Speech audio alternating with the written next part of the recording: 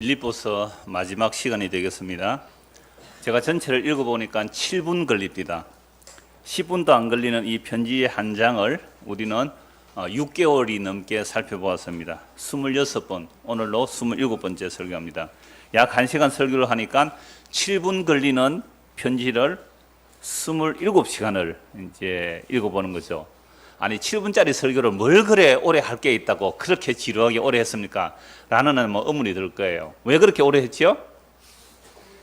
여러분 성경에 나오는 단어가 한글로 쓰인 단어잖아요. 근데 성경에 나오는 이 한글로 된 단어가 우리 대한민국이라는 문화 속에서 해석하는 그 단어의 뜻하고 성경에서 원래 말하고자 하는 뜻하고 다르기 때문에 이렇게 시간이 오래 걸리는 겁니다. 예를 들면 내게 능력 주시는 자 안에서 내가 모든 것을 할 수 있다.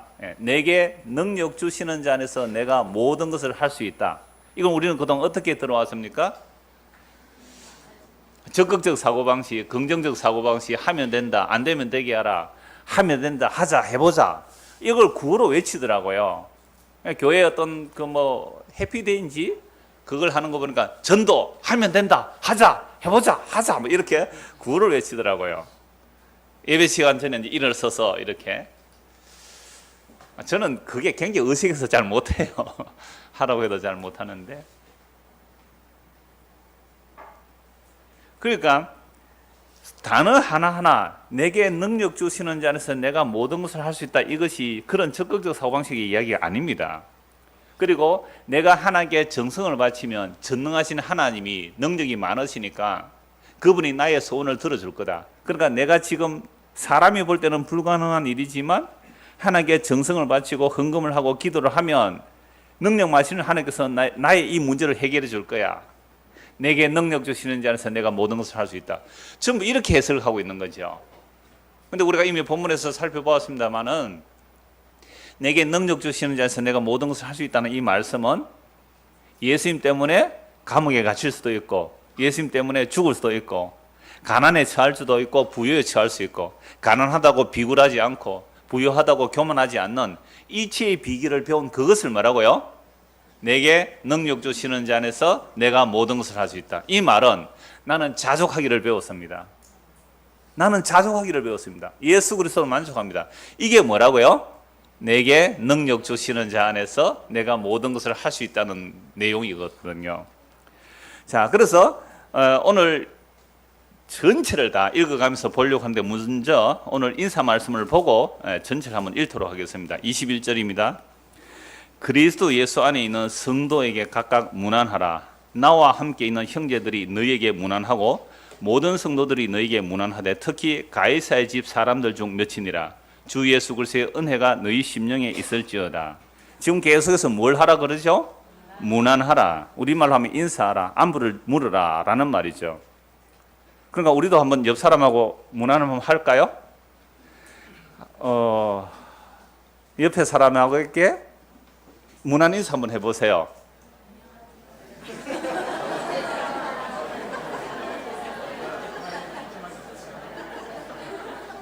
갑자기 굉장히 어색하죠? 아니, 어느 교회를 가보니까 5사람에게 인사라 그러더라고요. 5사람. 어떤 데는 10명씩. 안녕하세요. 안녕하세요. 이게 얼마나 어색해요. 그러니까 지금 친한 사람끼리는 인사해라 안 해도 어떻게 해요? 아이고 집사님 왔습니까? 반갑습니다. 앉으세요. 여기 밥 먹읍시다. 이러는데 낯선 사람은 인사로 너무 어색해. 그러니까 우리가 성도 맞는 거예요.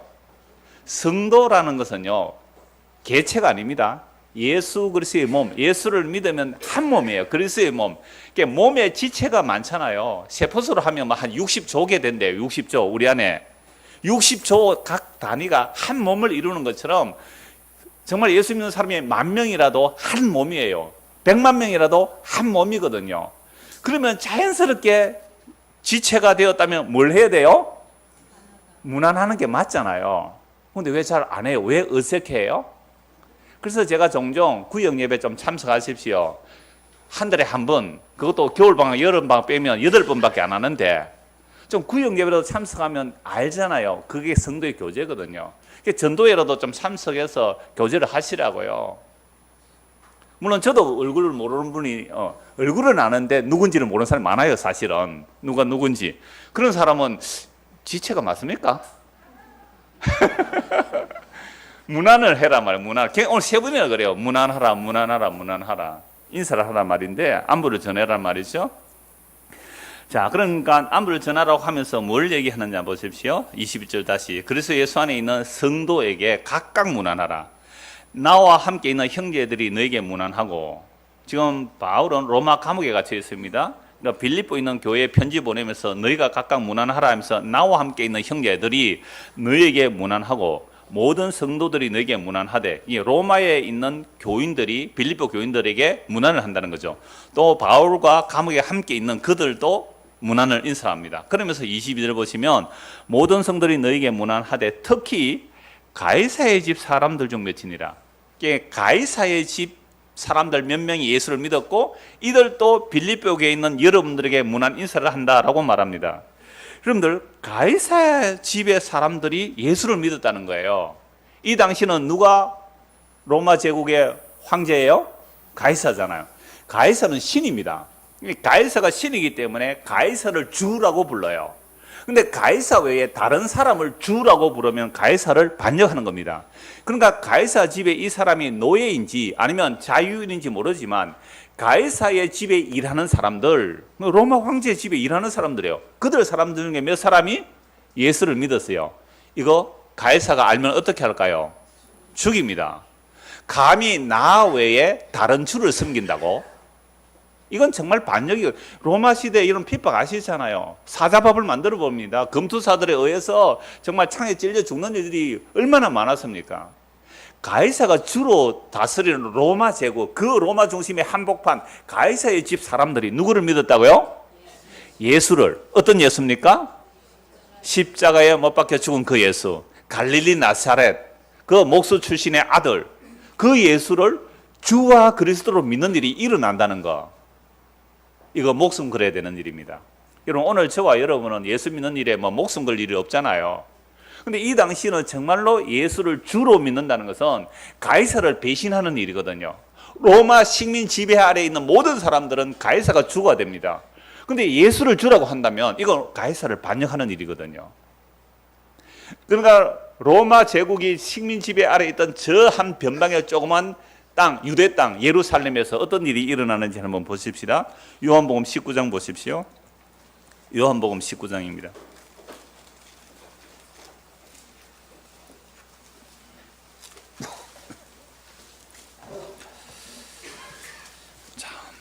요한복음 19장 12절부터 보겠습니다.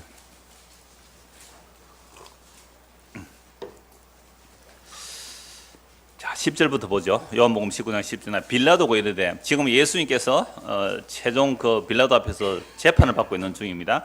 빌라도가 이르되, 내게 말하지 않았냐? 내가 너를 놓을 권한도 있고 십자가에 못 박을 권한도 있는 줄 알지 못하느냐? 빌라도가 예수를 이제 풀어줄 수도 있고 십자가에 못 박을 권한도 자기가 있다라고 말하죠. 이게 아직도 예수님이 누군지를 몰라서 이 말을 하는 거예요. 아주 금방진 얘기를 하죠. 예수께서 대답하시되, 위에서 주지 아니하셨더라면 나를 회할 근한이 없었으리니 그러므로 나를 네게 넘겨준 자의 죄는 더 크다 하시니라. 예수님께서 자기 목숨을 버릴 근세도 있고 얻을 근세도 있단 말이죠. 빌라도가 십자가에 처형하도록 넘겨주는 것은 하나님이 허락했다는 겁니다. 하나님이 허락했기 때문에 네가 그렇게 하는 것이 네 근세로 나를 넘겨주지 못한다는 말이죠. 12절. 이러함으로 빌라도가 예수를 놓으려고 힘썼으나 유대인들이 소리질러 이르되, 이 사람을 놓으면 가이사의 충신이 아니니이다. 무릇 자기를 왕이라 하는 자는 가이사를 반역하는 것입니다. 이걸 누가 말해요? 유대인들. 여러분, 유대인들은 누가 왕이에요? 예, 유대인들의 하나님은 여호와 하나님이에요. 눈에 보이지 않지만 여호와 하나님이 천지를 창조하시고 만왕의 왕이고 만주의 주예요. 그러니까 여호와 하나님이 왕이신데 지금 가이사 외에는 우리에게 뭐가 없다 그래요? 왕이 없다고요. 이걸 누가 말해요? 대제사장이 말합니다. 한번 보십시오. 13절. 빌라도가 이 말을 듣고 예수를 끌고 나가서 돌을 깐 뜰에 있는 재판석에 앉아 있더라. 이 날은 유월절의 준비리요 때는 제6시라.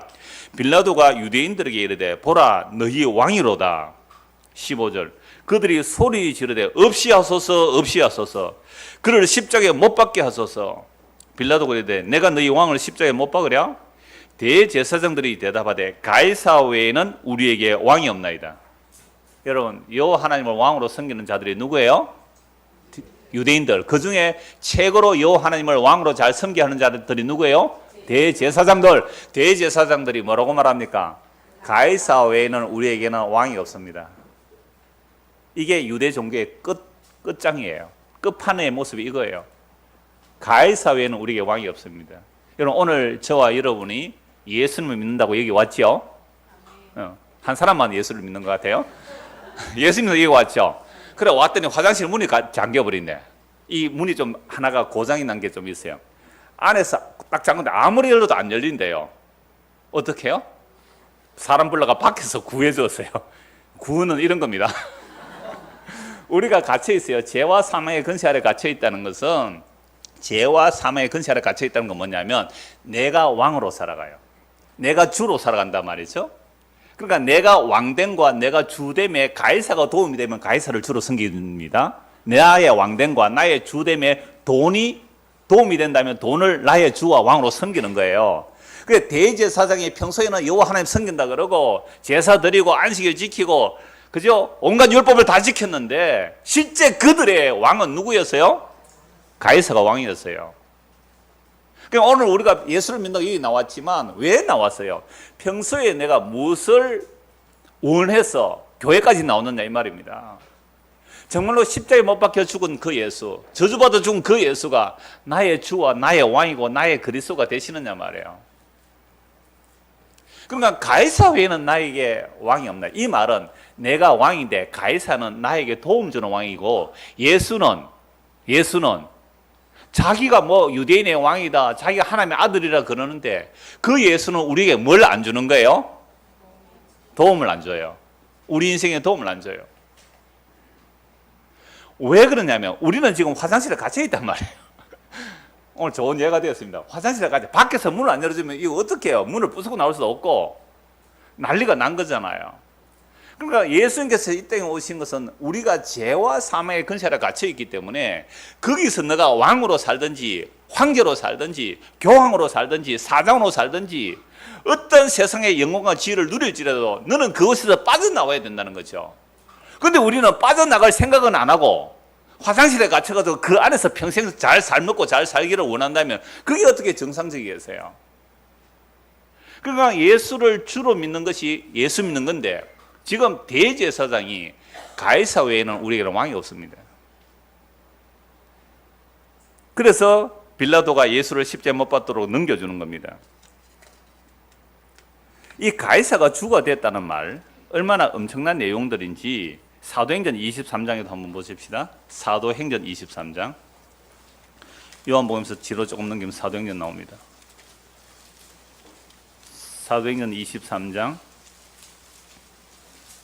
10절입니다. 10절 11절 같이 읽겠습니다. 큰 분쟁이 생기니 천부장은 바울이 그들에게 찢겨질까 하여 군인을 명하여 내려가 무리 가운데서 빼앗아 가지고 영내로 들어가라 하니라. 그날 밤에 주께서 바울 곁에 서서 이르시되 담대하라. 내가 예루살렘에서 나의 일을 증언한 것 같이 로마에서도 증언하여야 하리라 하시니라. 여러분 대제사장과 정말 바리새인 서기관들 율법 지킨다는 자들이 예수를 자기들의 주로 받아들이지 않았죠. 이스라엘 백성들은 메시아를 기다렸습니다. 그런데 왜 예수를 배척합니까? 자기들이 원하는 메시아가 아니었거든요.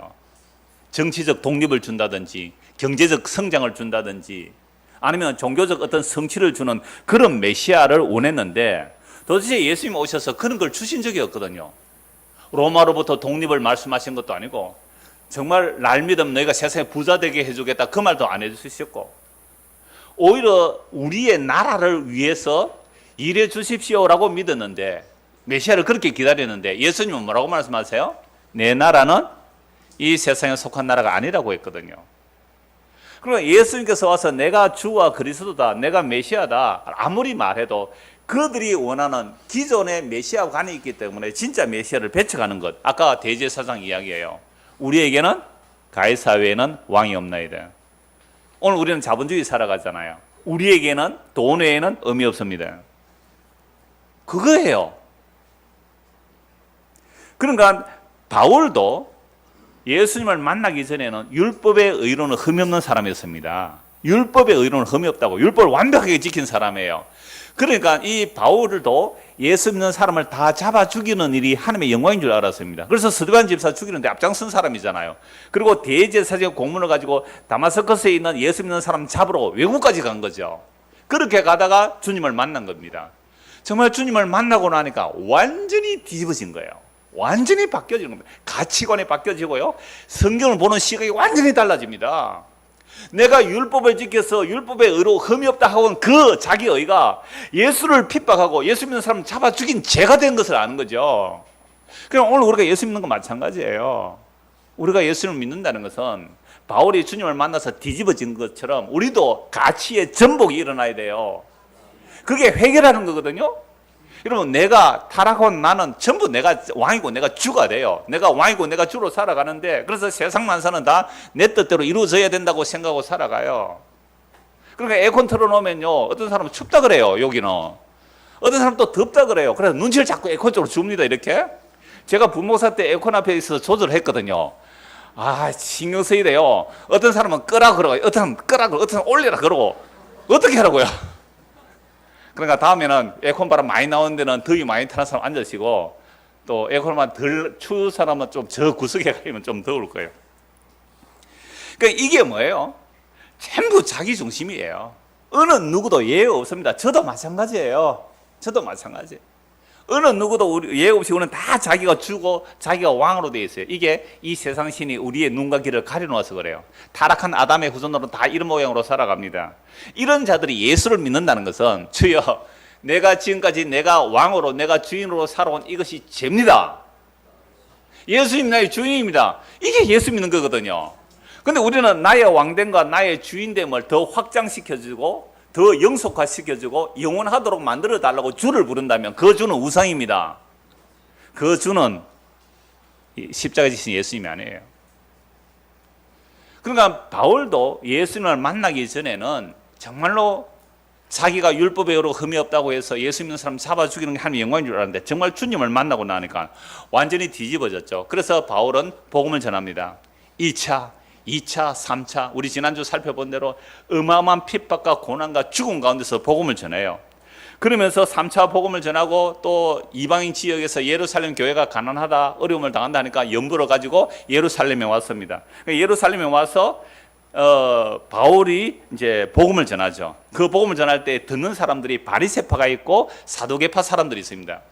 사두개파 사람들은 부활을 안 믿어요. 현실주의자들이죠. 근데 바리새파는 부활을 믿어요. 그러니까 바울이 거기서 나는 예수 그리스도의 죽으심과 부활을 전합니다라고 하니까 바리새파 사람들은 바울 말이 야, 부활 인정하잖아, 옳다. 사두개파 사람들은 뭐예요? 부활을 인정하는 저럼 틀렸다. 그래서 바울을 찢어 죽이려고 해요. 그러니까 사두개파와 바리새파가 어떤 데는 하나가 되다가 어떤 데는 달라져요. 그러니까 적의 적은 동제가 되잖아요. 이런 것처럼 예수 죽일 때는 한 마음이 되었다가 지금 바울이 복음 전하면서 예수의 부활을 증거하니까 바리새파는 지지하고 사두개파는 반대하면서 완전히 바울이 중간에 찢겨 죽을 것 같아요. 그래서 천부장이 바울을 구해서 영내에 가둬둡니다. 근데 나중에 보니까 바울이 이제 로마 시민인 것을 알고 그 천부장이 보호해서 유대인들이 바울을 죽이려고요. 40명이 바울 죽이기 전에 밥도 안 먹으려고 했어요. 그런 사람들의 소식을 듣고 바울을 보호해서 가이사랴로 가서 가이사랴에서 로마까지 이제 호송을 하는데 제수의 몸으로 가죠. 근데 제수의 몸으로 가지만 로마 시민이기 때문에 로마 군대가 보호해서 가는 겁니다. 그러니까 겉으로 보면 초라한 제수의 모양으로 가는데 놀랍게도 그것이 그 시대에 가장 안전하게 로마까지 가서 복음을 전하는 일이 되는 거죠. 그러니까 사도행전 우리가 요한복음 19장에서 가이사 외에는 왕이 없다고 대제사장이 말했잖아요. 그런데 지금 바울이 복음을 전하고 3차 복음을 전하고 나서 예루살렘 왔을 때에 주님께서 말씀하세요. 감옥에 있을 때 뭐라고 하느냐면 11절에 그날 밤에 주께서 바울 곁에 서서 이르시되 담대하라 네가 예루살렘에서 나의 일을 전한 같이 어디에서도요? 로마에서도. 자, 로마에 가서 정말 배가 파산하고 그러잖아요. 멜리데섬에 갔다가 그렇게 몇 달을 걸려서 로마에 가서 감옥에 갇힙니다. 근데 이 감옥이 셋집에 거하게 해서 상당한 자유를 줍니다. 재판 받을 때까지는. 그래서 오는 사람들 영접해서 복음 전하고, 그래서 그 시위대 안에도 예수 믿는 사람 막 생긴 거죠. 예수 믿는 사람들이 생겼단 말이에요. 근데 그 중에 어떤 사람이 예수를 믿었다고요? 가이사의 집 사람들. 우리는 그냥 뭐 가이사 사람들 예수 믿었겠네 이 생각이지만, 가이사를 주로 믿는 사람들, 특히 가이사 집에 일하는, 그게 노예든지 자유인이든지 간에 가이사 집에 일하는 사람이 누구를 믿었다고요? 예수를 주로 믿었대요. 이건 가이사를 뭐 하는 일입니까? 반역하는 일이고, 가이사가 알았다면 저는 목 잘라. 그렇게 되는 거예요. 예수 믿는다는 게 그런 거예요. 그런데 이들이 예수를 믿었다. 이것은 요한복음이나 사도행전을 보면 와, 하나님께서 이 사도 바울을 통해 그 로마 제국의 중심부 가이사의 집에까지 복음이 전거되게 된 거죠. 놀랍게도 1세기, 2세기, 3세기 지나면서 4세기 지나면서 로마가 오히려 기독교를 받아들일 수밖에 없어요. 물론 그래서 기독교가 힘을 가짐으로 중세천년 타락을 했지만, 그렇게 죽어간 아무런 정치적 권력을 추구하지 않는 그 복음을 전하는 자들에 의해서 로마가 뒤집어진 거죠. 이게 오늘도 복음 전거는 이런 방식으로 가는 거죠. 그러니까 바울이 복음을 전하러 가는데 우리는 이렇게 생각합니다. 야, 바울이 정말로 대단한 근세와 능력을 가지고 로마 시민 수만 명을 모아놓고 막 연설을 하고 그렇게 하면 복음이 잘 전거될 것이라 생각하거든요. 지금 그 이재록 씨 들어보셨죠? 이 사람이 막 병 고친다 해가지고 저 뭐 아프리카인지 어디에 가니까 막 수만 명을 모아놓고 집회를 하더라고요. 그러니까 병자 고쳤다고 합니까? 정말 대단한 환영을 받고 가요. 뭐 종익 목사도 그렇게 외국에 가 집회를 많이 하고. 그러면 사람들이 뭐라 그래요?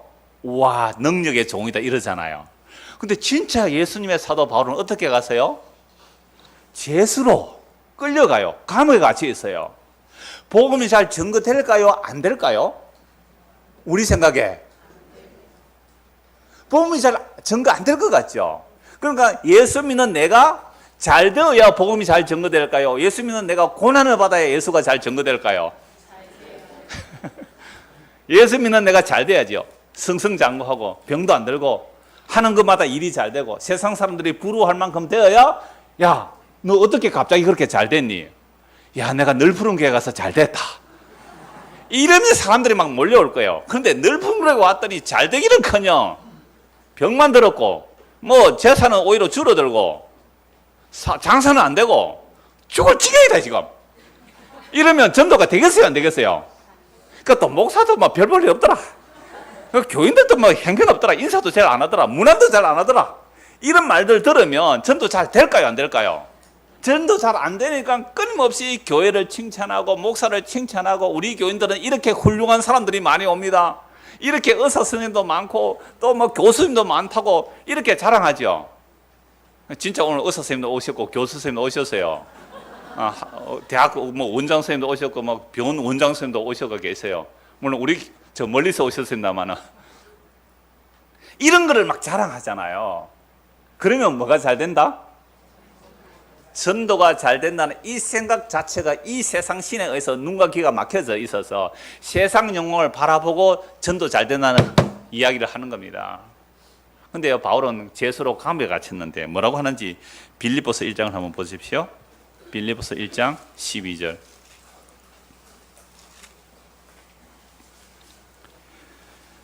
형제들아, 내가 당한 일이 도리어 복음 전파의 진전이 된 줄 너희가 알기를 원하노라. 이거 본문 볼 때 자세히 말씀드렸거든요. 내가 당한 일이, 지금 복음 때문에 감옥에 갇혀서 죄수로 로마까지 끌려왔는데 이게 복음의 방해가 되어 진전이 되었어요. 진전이 되었대요. 이게 복음의 진전이 되었대요. 너희가 알기를 원하노라. 이러므로 나의 매임이 그리스도 안에서 모든 시위대 안과 그 밖의 모든 사람에 나타나서는, 이 시위대는 로마 황제의 시위대잖아요. 그러니까 로마 집에 있는 가이사의 집의 사람들에게 복음이 전거되는 거죠.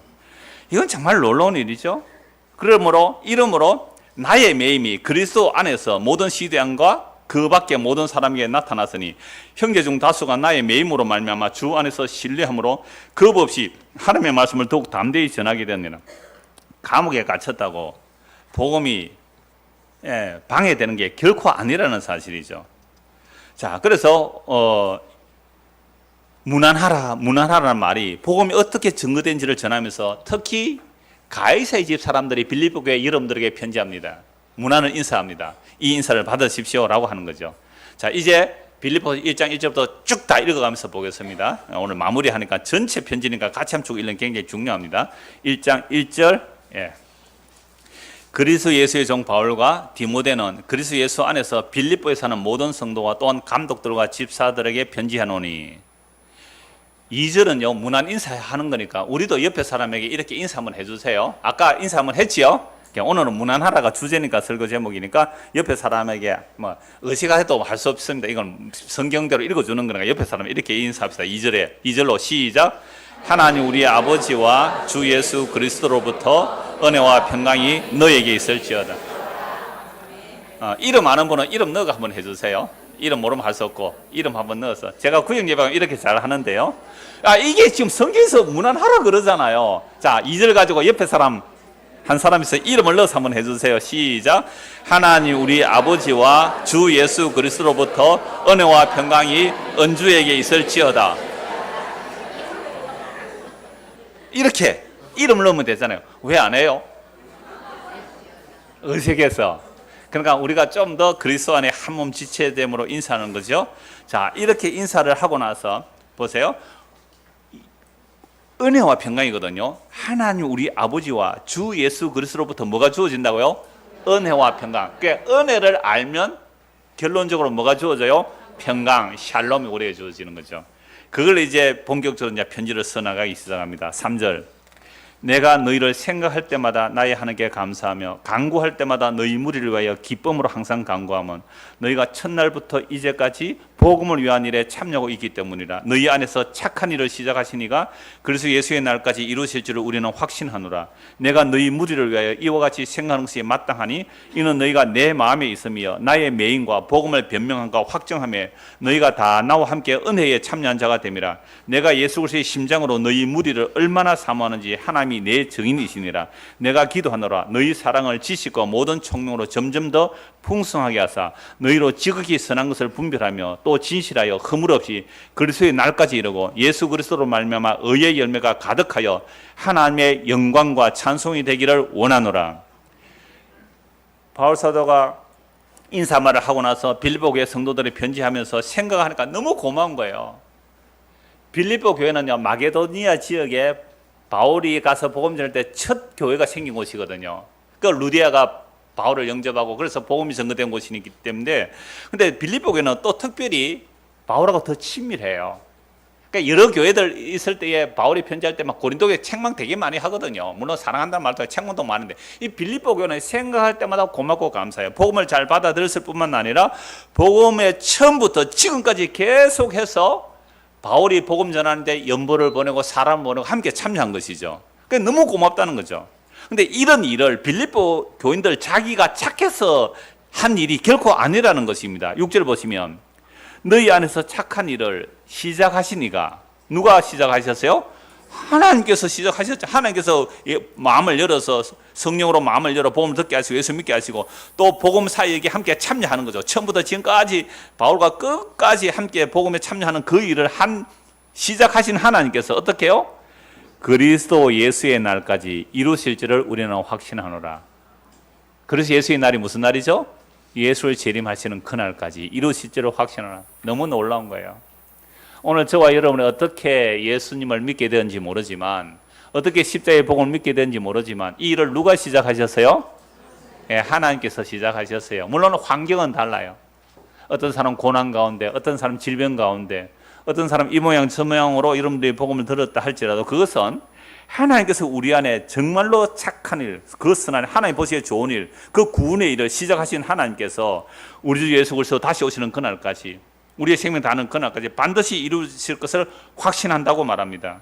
그래서 내가 예수 그리스도의 심장으로 너희 무리를 얼마나 사모하는지 하나님이 내 증인이라 그래요. 여러분 10손가락 깨물어 안 아픈 손가락 없지요? 그런데 그걸 말할 때 자녀들이 다 똑같이 부모가 사랑한다 그러는데 어떤 손가락은 더 아픈 손가락이 있어요. 그래서 좀 약하고 연약한 자녀는 마음이 더 기울어지는 거잖아요. 근데 이 바울은요, 정말 이 빌립보 교회를 생각할 때마다 고맙고 감사하고, 그래서 이 사랑의 편지를 쓰는 겁니다. 그러면서 편지를 쓰는 이유가 있는데 10절입니다. 9절입니다. 내가 기도하노라. 너희 사랑을, 지금 그리스도 안에 있는 그 사랑을 지식과 모든 총명으로 점점 더 풍성하게 하사 너희로 지극히 선한 것을 분별하며 또 진실하여 허물 없이 그리스도의 날, 계속 그리스도의 날이 나오죠. 그 영광의 날, 재림의 날까지 이루고 예수 그리스도를 말미암아 의의 열매가 가득하여 하나님의 영광과 찬송이 되기를 원하노라.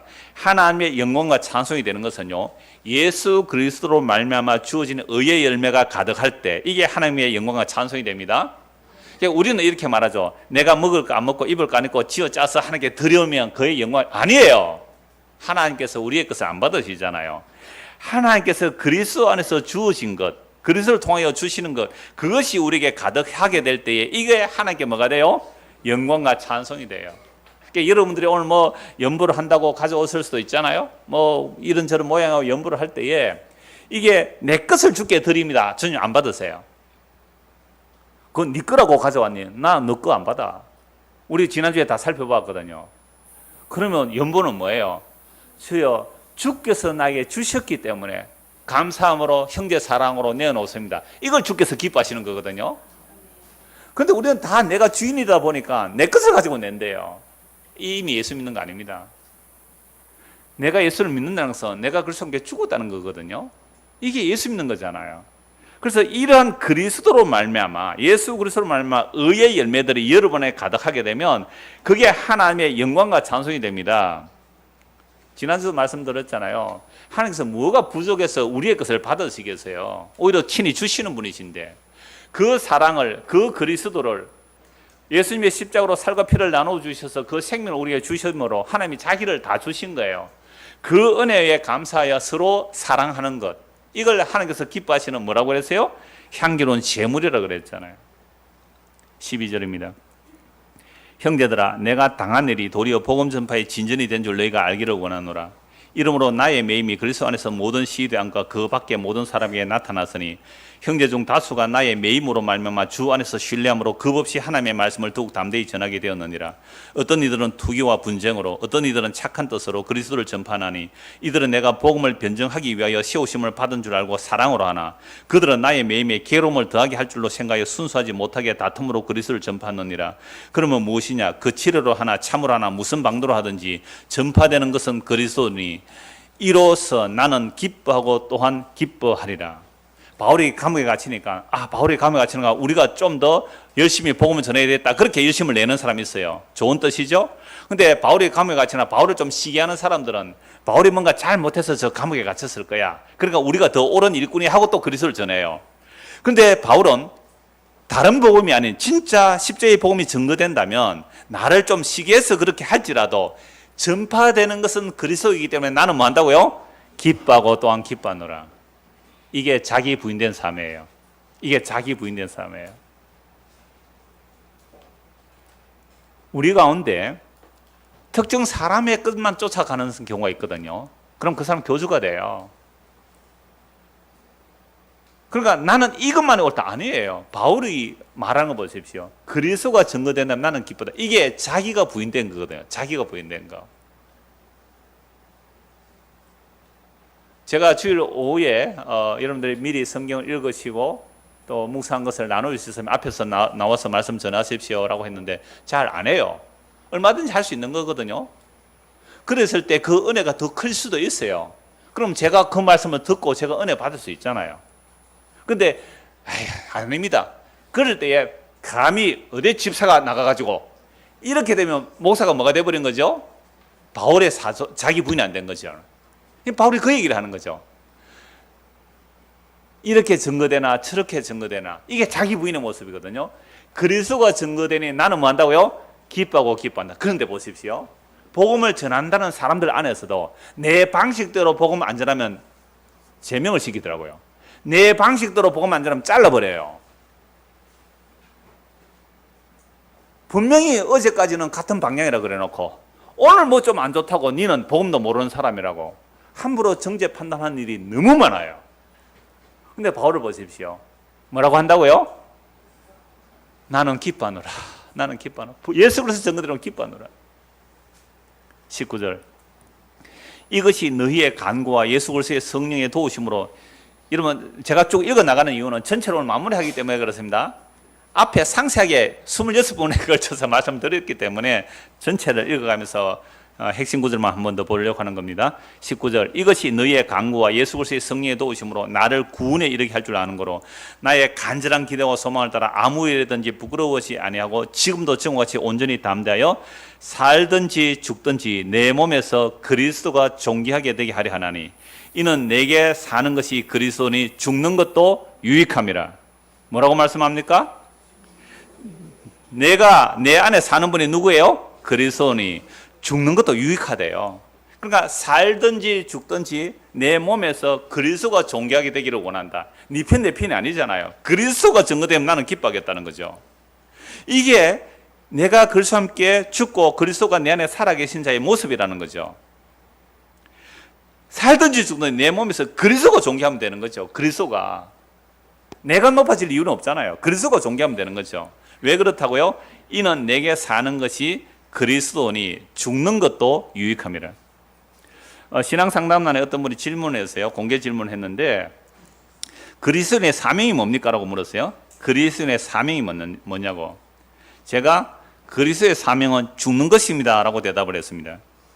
죽는 게 무슨 사명이에요? 왜 그러냐면 우리는 자기의 주체성을 가지고 산다고 생각해요. 자기 주체성과 자율성과 자아가 있다고 생각하는데 이건요 예수와 믿는 철학자들도 부인합니다. 인간은 주체성과 자율성이 없다고 얘기해요. 태어나면서 다른 걸 모방해서 나오는 거라고 생각한단 말이죠. 그러니까 주체성과 자율성이 있다는 말은 그냥 낭만적으로 봐요. 그건 옛날에 잘 모를 때 한 것이지만 그러니까 우리 인간의 자기를 몰라요. 여러분들이 누군지 아세요? 자기가 뭔지 아세요? 우리는 기억으로 살아요. 그러니까 태어나서 지금까지 어떤 기억들이 형성하고 있는데 그 기억이 나예요. 그러니까 다른 사람은 또 나를 다르게 기억할 수 있잖아요. 기억은 다 달라요. 그러니까 그 기억도 정확하지 않아요. 그러니까 나는 굉장히 상처받았다고 하는데 상처 준 사람은 전혀 기억이 없어요. 그러니까 기억이 다 다른 거죠. 그래서 이 기억조차도 치료돼야 돼요. 기억이 치료되는 것은 결국 예수 그리스도의 십자가 안에서 나의 기억이 치유되어야 예수 믿는 것이 뭔지를 알아야 돼요. 그래서 용납이 되고 용서가 되는 거거든요. 그러니까 우리는요, 내가 그리스도가 내 안에 살지 않으면 나는 나만의 왕국을 만들고 갑니다. 그래서 바울이 지금 하는 말이 내게 내 안에 사는 분은 누구라고요? 그리스도니 어떻게 하요? 죽는 것도 유익함이라. 22절. 그러나 만일 육신으로 사는 이것이 내 일의 열매일진데 그러나 주께서 아직 안 죽이시고 나를 살려두신 이유는 내가 육신으로 살아가는 이 일은 어떤 내 일의 열매인지 무엇을 택해야 하는지 나는 알지 못하노라. 내가 그 둘 사이에 끼었으니 차라리 세상을 떠나서 그리스도와 함께 있는 것이 훨씬 더 좋은 일이라 그렇게 하고 싶으나 내가 육신으로 있는 것이 너희를 위하여 더 유익하리라. 자, 이게 제가 오늘 말씀드리고 싶은 내용인데요. 우리가 정말 예수님 내 안에 계시다면 우리가 바로 같은 고백이 나와요. 나 빨리 떠나고 싶다는 거죠. 왜요? 그래야 그리스도의 영광에 참여하게 되는데 물론 그리스도의 영이 성령이 우리 안에 임하여 계시기 때문에 하나님 나라가 우리에게 임하여 있는 건 맞습니다. 그러나 이것은 성령의 보증으로 주어졌기 때문에 보증금을 받았지 정말 그 영광의 날이 들어간 건 아니거든요. 그래서 이 둘 사이에 끼어 있는 거죠. 내가 예수를 믿고 예수님이 내 안에 계셔서 나는 빨리 그 영광의 나라에 가고 싶은데 이 둘 사이에 끼어 있다는 거죠. 그래서 나는 빨리 하루도 빨리 가고 싶다. 근데 이 둘 사이에 끼어서 내가 뭘 택할지 잘 모르겠는데 그러나 주께서 나를 살려두신 이유는 있다는 거죠. 둘 사이에 끼어서 나는 더 좋은 죽고 싶은 게 더 좋은데 그렇게 하고 싶으나 내가 육신으로 있는 것이 너희를 위해 더 유익하리라.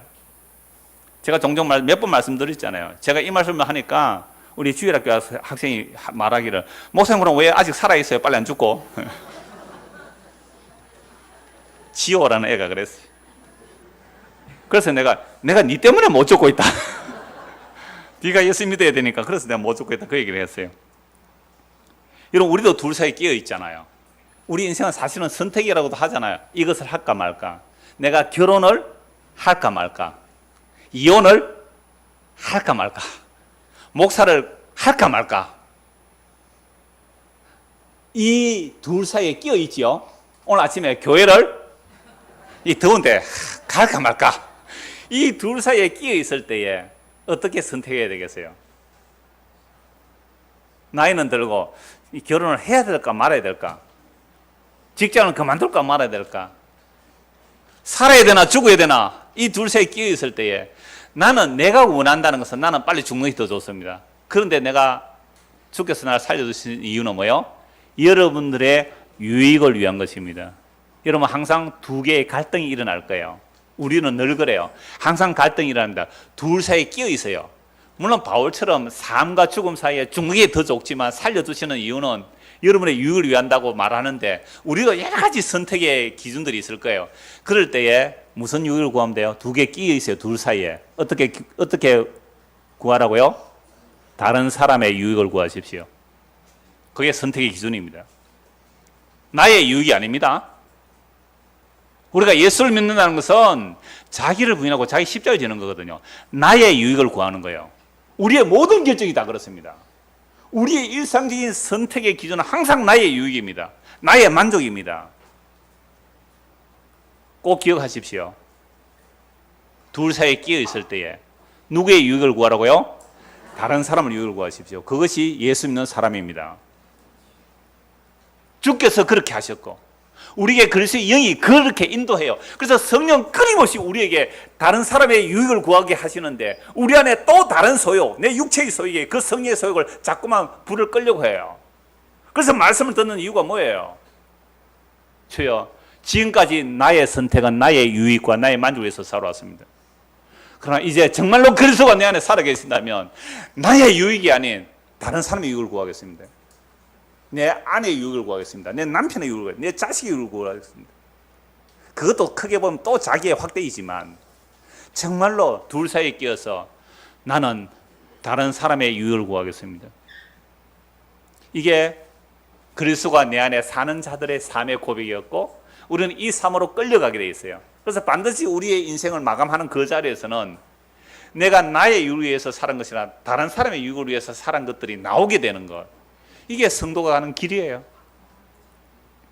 자신 없으면 포기하십시오. 주께서 다시 잡아올 때까지, 주께서 다시 잡아올 때까지 포기하시는 게 좋습니다. 실제 어떤 청년은 포기를 하더라고요. 그래서 제가 네가 포기할지라도 주님은 포기하지 않으시고 너가 태어나기도 전에 주님은 계셨고 너가 이 땅에서 사라지도 주님은 계시니까 그 주님에서 너 도망갈 수가 없어. 그러나 네 마음이 그러다 좀 쉬어라. 그래서 우리가 어떤 선택을 할 때 나의 유익이 아닌 다른 사람의 유익, 이건 물론 양심적으로 도덕적으로 할 수도 있을 거예요. 그러나 그게 아니에요. 정말 그리스도가 내 안에 계셔서 내가 죽고 그리스도가 내 안에 주가 되셔서 삶을 선택할 때는 나의 유익이 아닌 다른 사람의 유익을 구하는 겁니다. 그래서 25절 내가 살 것과 너희 믿음의 진보와 기쁨을 위하여 너희 무리와 함께 거할 이것을 확실히 아노니 내가 다시 너희와 같이 있으므로 그리스도 예수 안에서 너희 자랑이 나로 말미암아 풍성하게 하려 함이라. 오직 너희는 그리스도의 복음에 합당하게 생활하라. 이는 내가 너희에게 가보나 떠나 있으나 너희가 한 마음으로 서서 한 뜻으로 복음의 신앙을 위하여 협력하는 것과 무슨 일이든지 대적하는 자들 때문에 두려워하지 아니하는 이 일을 듣고자 함이라. 이것이 그들에게는 멸망의 증거요 너희에게는 구원의 증거니 이는 하나님께로부터 난 것이라. 여러분 우리가 예수를 믿으면요 핍박받아요. 반드시 핍박받습니다. 또는 고난을 당해요. 가이사 집 사람들이 예수를 주로 믿으면 이건 죽음을 당하는 겁니다. 그런데 가이사 집 사람들이 예수를 주로 믿잖아요. 그럼 만약에 예수 믿는 자를 핍박하는 것은 그들이 멸망받는 증거가 되고요. 예수 믿는 것 때문에 내가 핍박을 받으면 나는 구원받는 증거가 되는 겁니다. 그래서 제가 얼마 전에 그랬잖아요. 오늘 오후에도 잠시 다음 주에 말씀드리겠습니다만은 창원시 기독연합회에서 편지가 왔을 때에 와, 나 구원받을 수 있는 소망이 생기더라고요. 왜? 조그마한 핍박이 왔잖아요. 얼마나 감사한지. 정말 그리스도로 인한 핍박 또는 고난 이런 것들은 구원의 증거가 된다는 거죠. 29절 그리스도를 위하여 너에게 은혜를 주신 것은 다만 그를 믿을 뿐 아니라 또한 그를 위하여 뭐도 받게 한다고요? 고난도 받게 하려면. 같이 한번 읽읍시다. 29절. 그리스도를 위하여 너에게 은혜를 주신 것은 다만 그를 믿을 뿐 아니라 또한 그를 위하여 고난도 받게 하려면. 우리가 예수님을 믿는다는 것은 은혜로 믿게 돼요. 은혜가 아니면 예수를 못 믿죠. 예수 그리스도를 우리가 은혜로 믿어요. 근데 은혜를 주신 다만 그를 믿고 구원 얻는 것만 아니라 은혜를 주신 이유는 또 하나가 있는데 뭐라고요? 고난도 받게 함이라. 우리가 예수를 믿는데 고난이 와요. 그리고 예수를 믿는데 왜 고난이 와요? 고난이 와야만 마음이 낮춰집니다. 우리의 눈높이가 낮춰져요. 고난 없으면 끊임없이 승승장구 그것만 바라봐요. 고난이 올 때 그게 은혜로 주어진다는 사실이죠. 그래서 너희에게도 그와 같은 싸움이 있으니 너희가 내 안에서 본 바요 이제도 내 안에서 듣는 바라. 바울이 복음 전하는데 죄지어서 고난 당한 거 아니잖아요. 복음에 그런 고난을 당해요. 근데 그 고난을 하나님께서 은혜로 주신 거래요. 여러분, 우리는 은혜 받았다 그러면 고난 안다는 게 은혜인 줄 알잖아요. 근데 하나님 은혜 주신 것이 고난이에요. 왜 고난이 은혜예요? 왜 고난이 은혜예요? 그게 2장에서 나옵니다. 2장 1절. 그러므로 그리스도 안에 무슨 근면이나 사랑의 무슨 위로나 성령의 무슨 교제나 긍휼이나 자비가 있거든 마음을 같이하여 같은 사랑을 가지고 뜻을 합하여 한 마음을 품어 아무 일이든지 다툼이나 허영으로 하지 말고 오직 겸손한 마음으로 각각 자기보다 남을 낮게 여기고 각각 자기 일을 돌볼 뿐더러 또한 각각 다른 사람들의 일을 돌보아 나의 기쁨을 충만하게 하라. 너희 안에 이 마음을 품으라. 곧 그리스도 예수의 마음이니. 그 성도 안에 서로 교통하죠. 교제, 사랑, 긍휼, 위로, 좋은 일 다 일어나요. 근데 이런 걸 하면서도 뭐 하라고요? 나보다 남을 낮게 여기라. 여러분, 똑같이 우리가 구제를 지난주 구제 했죠? 구제 또는 뭐 자비, 긍휼, 뭐 좋은 일 많이 일어나죠. 그런 일을 하면서도 서로 시기와 다툼이 일어나는 게 인간의 모습이에요. 예수를 믿어도 이런 일이 일어나죠. 그러니까 자기보다 남을 어떻게 하라고요? 낮게 여기고, 그리고 자기를 돌보보다 남의 다른 사람 일을 돌보아 나의 기쁨을 충만하게 하라. 너희 안에 이 마음을 품으라. 곧 그리스도 예수의 마음이니. 정말 중요한 이론이에요. 모든 성경의 핵심이라고 해도 돼요. 그리스도 예수의 마음이 어떤 마음입니까? 6절. 그는 근본 하나님의 본체시나 하나님과 동등됨을 취할 것으로 여기지 아니하시고 오히려 자기를 비워 종의 형체를 가지사 사람들과 같이 되셨고 사람의 모양으로 나타나서 자기를 낮추시고 죽기까지 복종하셨으니 곧 십자가에 죽으심이라. 이 마음을 품으래요. 예수님이 어떤 분이에요? 하나님과 동등한 본체시예요. 하나님과 동등하신 본체세요. 태초에 말씀으로 창조하신 그 말씀이에요. 그 말씀이 사람이 되어 오신 거죠. 그래서 7절 오히려 자기를 비워, 이걸 헬라어로 케노시스 그래요. 케노시스. 자기를 비워, 자기를 낮추어. 아까 제가 기도할 때 그 말씀 읽었습니다마는 고린도서 8장 9절을 보면 부요하신 분으로 가난하게 되심으로 우리를 위해서 가난하게 이 자기를 비운 거죠. 이 케노시스. 부요하신 분으로 자기를 낮추어서 우리와 같은 모습으로 되신 이유는 사람으로 나타나신 이유는 자기를 낮추시고 죽기까지 복종하셨고 십자가에 죽으심이라. 그래서 십자가에 죽으심은 하나님의 참된 생명이신 그분이 우리와 같은 모양으로 제 아래 오셔서 제 붙들리는 우리에게 자기를 주신 거예요. 그래서 십자가에서 살을 찢기고 피를 흘려서 우리에게 자신을 나누어 주시고 우리를 자기로 이끌어들여서 자기 몸으로 만들어서 영원한 생명을 주시는 이것이 십자가죠. 이게 복음의 핵심입니다. 이름으로 하나님이 그를 지극히 높여 모든 이름 위에 뛰어난 이름을 주사 하늘에 있는 자들과 땅에 있는 자들과 땅 아래에 있는 자들로 모든 무릎을 예수 이름에 꿇게 하시고 모든 입으로 예수를 주라 시인하여 하나님 아버지께 영광을 돌리게 하셨느니라. 그러니까 예수의 이름 앞에 무릎을 꿇어야 그게 하나님께 영광이 돼요.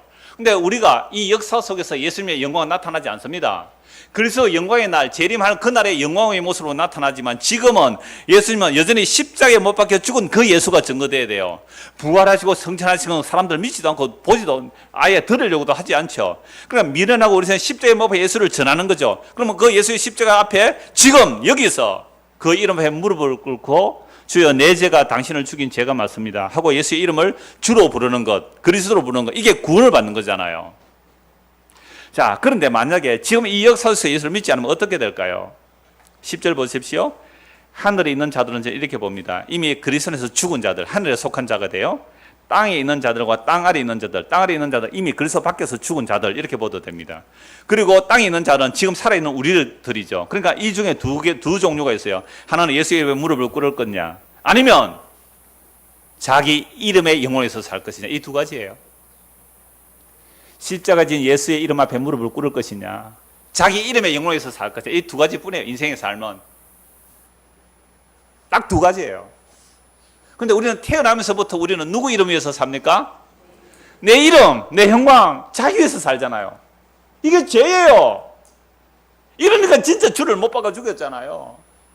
그러니까 이 역사 속에서 하나님의 은혜가 뭐예요? 하나님의 은혜가 임하면, 주여 내가 주로 살았, 이것이 죄군요. 내가 주로 살았기 때문에 진짜 주를 내가 십자가에 못 박아 죽였습니다 라고 예수의 이름에 무릎을 꿇는 것은 구원이 되는 거죠.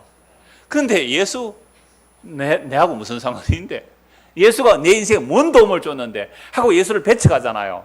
그러면 정말 그리스도 영광의 날, 그 날에 무릎을 꿇고 지옥 가야 되는 거 아닙니까? 이게 지금 땅에 있는 우리들이 예수를 주로 믿는 이 중요한 이야기를 말씀하고 있는 거죠.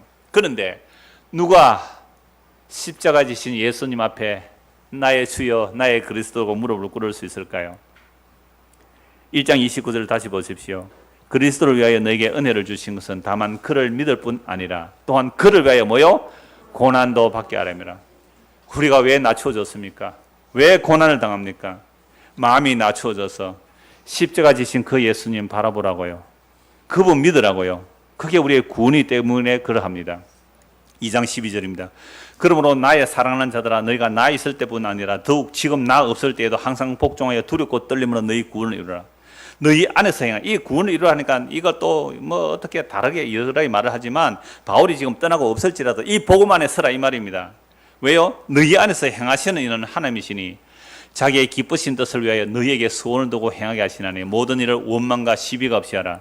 이는 너희가 흠이 없고 순전하여 어그러지고 거스른 세대 가운데서 하나님의 흠없는 자녀로 세상에서 그들 가운데 삐뚤로 나타내며 생명의 말씀을 밝혀 나의 다름질이 헛되지 아니하고 수고도 헛되지 아니하므로 그리스도의 날에 내가 자랑할 것이 있게 하려 함이라. 만일 너희 믿음의 재물과 성경에 내가 나를 전제로 드릴지라도 나는 기뻐하고 너희 무리와 함께 기뻐하리라. 이와 같이 너희도 기뻐하고 나와 함께 기뻐하라.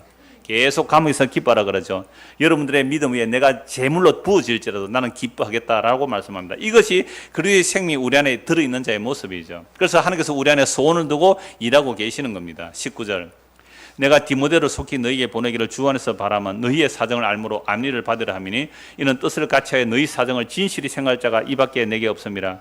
그들이 다 자기 일을 구하고 그리스도 예수의 일을 구하지 아니하되 디모데 연단을 너희가 아나니 자식이 아버지에게 함같이 나와 함께 복음을 위해 수고하였느니라. 그러므로 내가 내 일이 어떻게 될지를 보아서 곧 이 사람을 보내기를 바라고 나도 속히 가게 될 것을 주 안에서 확신하노라.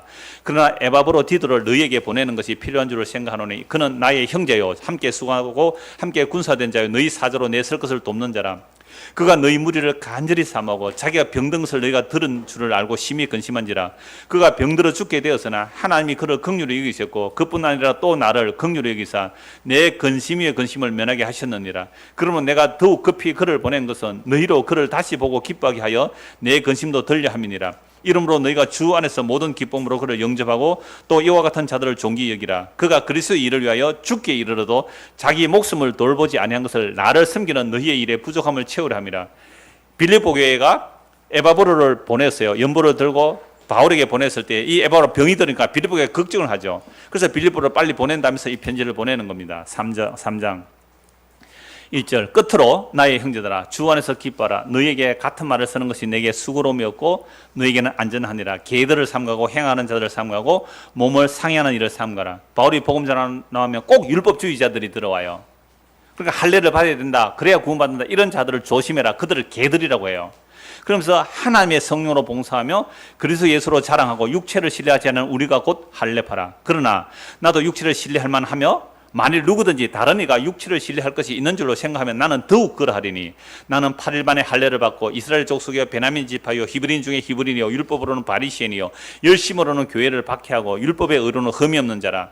그러나 무엇이든지 내게 유익하던 것을 내가 그리스도를 위하여 다 해로 여길 뿐더러 8절 9절 같이 읽읍시다.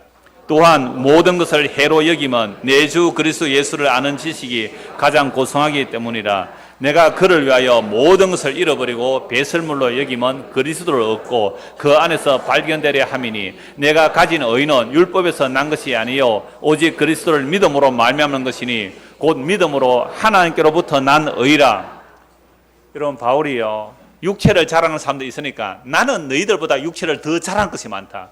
그러나 내 육체의 자랑, 율법을 지켜서 의에 이루고자 율법의 의로 흠이 없었던 나의 그 자랑들이 예수를 잡아 죽이는, 예수 믿는 사람을 잡아 죽이는 그 죄를 저지른 사람입니다. 그러니까 나의 육체의 자랑이 예수를 핍박하고 예수를 믿는 사람을 죽인 죄가 되니까 나는 그 육체의 자랑, 내 율법 지켜온 것, 내 의로운 것, 내 혈통, 내 성취한 그 모든 것들을 나는 뭐로 여깁니다? 배설물로 여깁니다. 좋은 단어로 배설물이라고 그랬죠. 나는 똥으로 여깁니다. 나의 지금까지 나의 자랑이 배설물입니다. 그게 그리스도를 아는 일에 방해물이 되었습니다. 그러면 내가 지금 가장 귀하다는 것, 바울에게는 율법에 의했지만 우리는 또 다른 귀한 것들 있잖아요.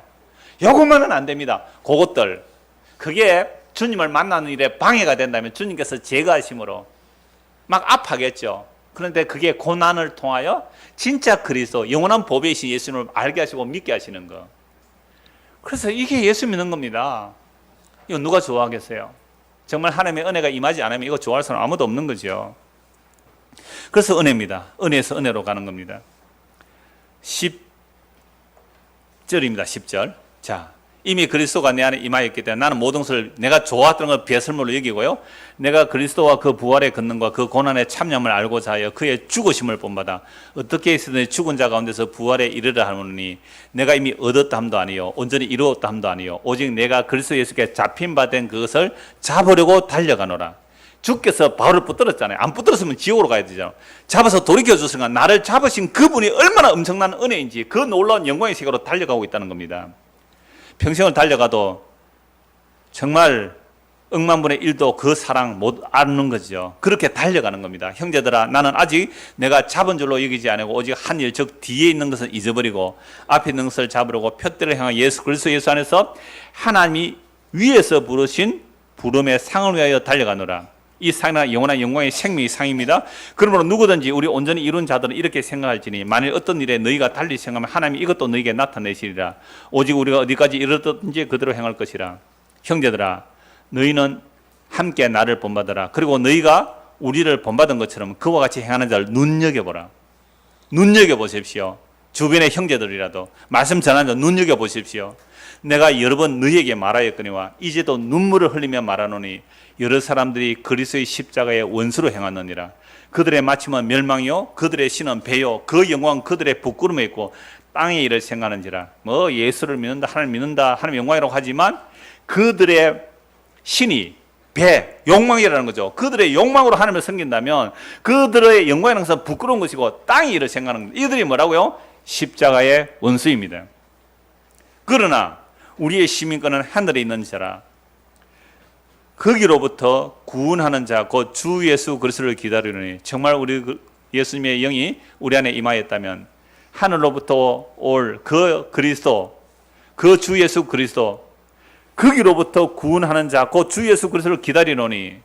21절 같이 읽읍시다. 그는 만물을 자기에게 복종하게 하실 수 있는 자의 역사로 우리의 낮은 몸을 자기 영광의 몸의 형체같이 변하게 하시리라. 여러분, 현재 아프신 분 많은 걸 알아요.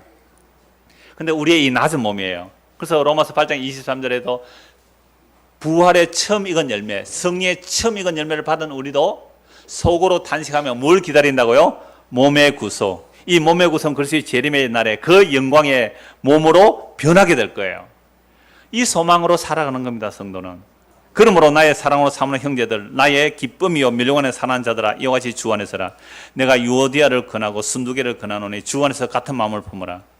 여러분, 같이 복음 듣고 예수 믿어 안에 사올 사람 있어요? 유오디아 순두개처럼 같은 마음 품으라는 거죠. 또 참으로 나와 멍에를 같이 하는 내게 구하노니 복음에 나와 함께 힘써 저 여인들을 돕고 또한 글레멘더와 그 외에 나의 동력자들을 도우라. 그 이름들이 생명책에 있느니라. 생명책에 이름이 있다는 것은 복음을 믿고 복음에 협력하는 자들을 생명책에 있다라고 말하고 있습니다. 주 안에서 항상 기뻐라. 내가 다시 말하노니 기뻐하라. 너희 관용을 모든 사람이 알게라. 주께서 가까우시니라. 여러분, 관용을 나타낼 수 있는 것은 누가 가깝기 때문에요? 주님께서 가깝기 때문에.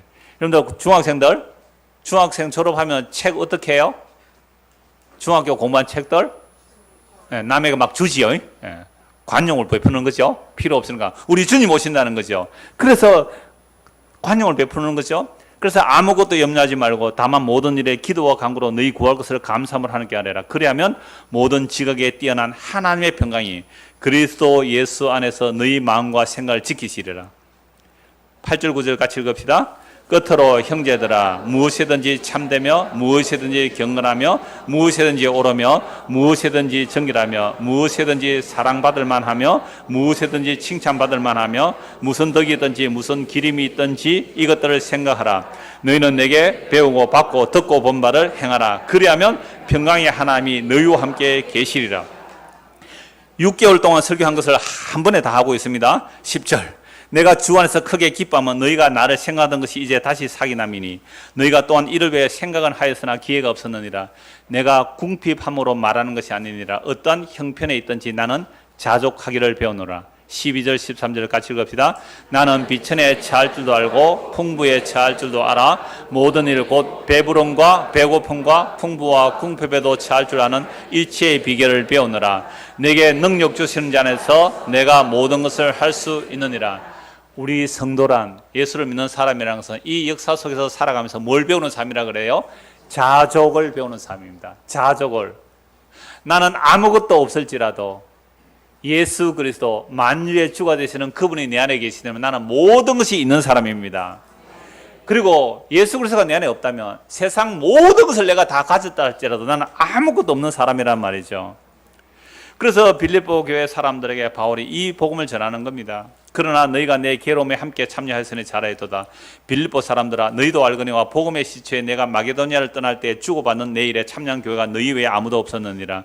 데살로니가 있을 때에도 너희가 한 번뿐 아니라 두 번이나 나의 설 것을 보내도다. 내가 선물을 구함이 아니요 오직 너희에게 유익하도록 풍성한 열매를 구함이라. 그러니까 연보를 보내서 기쁘다고 해서 내가 너희들 연보 더 보내란 말이야. 이것이 너희의 열매라는 겁니다.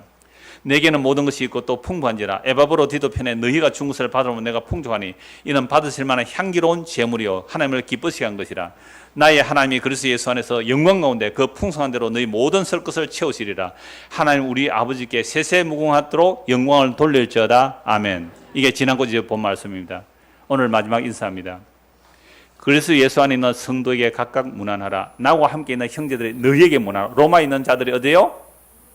빌립보 교회 사람이 문안해요. 특별히 22절 모든 성도들이 너희에게 문안하되. 모든 성도들이 너희에게 문안해. 특히 누구요? 가이사의 집 사람들 중에 몇 사람. 놀랍죠? 예수를 주로 믿으면 가이사가 주로 있는 집의 사람들이 예수를 주로 믿으면 죽임 당하는 거예요. 그런데도 예수를 믿어요. 이 놀라운 일들이 나타난 것은 무엇 때문에 나타난 겁니까? 주 예수의 은혜죠. 그래서 마지막 인사가 23절입니다. 아까처럼 옆에 사람들에게 한 번 더 이걸로 인사합시다. 시작. 주 예수 그리스도의 은혜가 너희 심령에 있을지어다. 아멘. 기도하겠습니다. 주 예수 그리스도의 은혜가 너희 심령에 있을 것이라고 빌립보서 편지를 마감합니다. 주여 참으로 주 예수 그리스도의 은혜가 무엇인지 알게 하시고 주께서 우리에게 은혜를 주신 것은 예수를 믿고 구원에 이를 뿐만 아니라 고난도 주셨다고 합니다. 고난을 통하여 부유하신 하나님이 낮아지신 그 십자가의 주님을 알고 믿게 하시고 그 주님을 믿음으로 우리도 그리스도 안에서 참으로 부유한 자로서 믿음으로 살아가는 성도가 되도록 은혜를 베풀어 주시옵소서. 이러한 삶을 살기 위해서는 주님의 은혜가 없으면 절대 불가능합니다. 주여 은혜 위에 은혜를 더하여 주시옵소서. 예수 그리스도 이름 받들어 기도드리옵나이다. 아멘.